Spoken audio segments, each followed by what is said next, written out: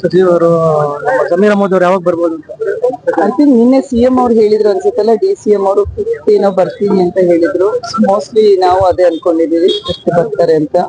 ಇಲ್ಲಿ ಕೆಲವರು ಲೀಡರ್ಸ್ಗೂ ಕೂಡ ಬಹಳಷ್ಟು ಜನ ಸಮಾಜದ ಲೀಡರ್ಸ್ ಬಂದಿದ್ದಾರೆ, ಮೈನಾರಿಟಿ ಸಮಾಜದ ಲೀಡರ್ಸ್, ಅವರು ಚರ್ಚೆನಲ್ಲಿದ್ದಾರೆ.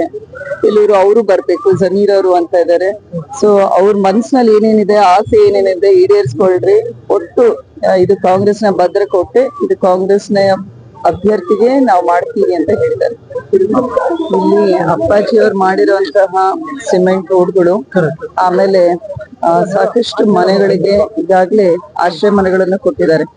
ಸೊ ಅದನ್ನ ಜನರು ಸಮರ್ಥಿಸ್ತಾ ಇದ್ದಾರೆ. ಕೆಲವು ಕಡೆ ಲೀಗಲ್ ಇಶ್ಯೂಸ್ ಇದೆ. ಒಂದು ಸುಮಾರು 310 ಮನೆಗಳಿಗೆ ಪತ್ರ ಬೇಕು ಅಂತ ಸಾಕಷ್ಟು ಜನ ಹೆಣ್ಮಕ್ಳು ಕೇಳಿದ್ದಾರೆ. ಸೊ ಅದು ಕೂಡ ಗಮನದಲ್ಲಿದೆ. ಮೇನ್ ರೋಡ್ಗಳು ಎಲ್ಲವೂ ಆಗಿದ್ದಾವೆ, ಅಡ್ಡ ರಸ್ತೆಗಳು ಅರ್ಧಕ್ಕೂ ಹೆಚ್ಚು ಭಾಗ ಆಗಿದೆ.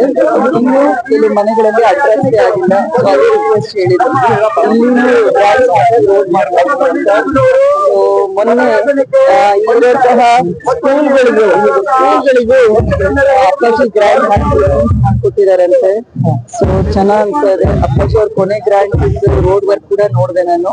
ಸೊ ಜನರು ಕೂಡ ಯಾವಾಗ್ಲೂ ಕಾಂಗ್ರೆಸ್ ಜೊತೆಗೆ ಇರೋದು, ನಾವು ಪರವಾಗಿ ಇರ್ತೀವಿ ಅಂತ ಅವರು ಕೂಡ ಸಮರ್ಥನೆ. ಸ್ವಲ್ಪ ನೀರಿನ ಸಮಸ್ಯೆ ಇದೆ, ನೀರಿಂದು ಇದ್ದಾರೆ ಕಡೆಗೆ ಪೈಪ್ ಲೈನ್ ಡ್ಯಾಮೇಜ್ ಆಗಿ ನೀರಿನ ಸಮಸ್ಯೆ ಇದೆ. ಇದಕ್ಕೆ ಬಹಳಷ್ಟು ಕಡೆ 24/7 ಆಗಿದೆ ನೀರಿನ ಸಮಸ್ಯೆ ಇದೆ.